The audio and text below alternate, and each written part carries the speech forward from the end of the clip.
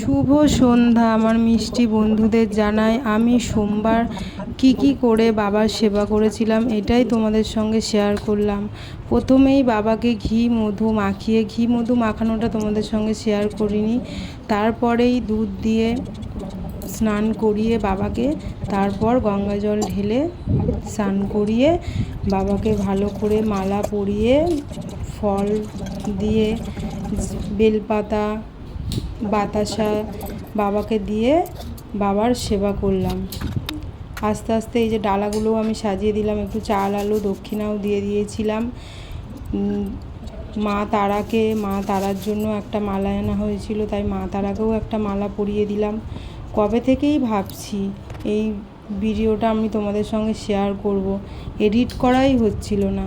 এডিটটা মেয়ে করে দিল আজকে, তাই তোমাদের সঙ্গে শেয়ার করলাম। তারপরে এই যে ছাদে আমার তুলসী গাছ আছে, তুলসী গাছে মনসা গাছেও একটু আমি জল দিয়ে এলাম। রোজই তুলসী গাছে পুজো করি। তারপরেই বাবাকে মাথায় একটু চন্দন দিয়ে বেলপাতা বাতাসা দিয়ে একে একে সব ঠাকুরকে ভোগ দিয়ে খেতে দিয়ে দিলাম। দিয়ে বাবাকে আরতি করলাম। পঞ্চপ্রদীপটা সাজিয়ে নিয়েছিলাম, কর্পূরদানি। আমি এর আগেও তো তোমাদেরকে দেখিয়েছি।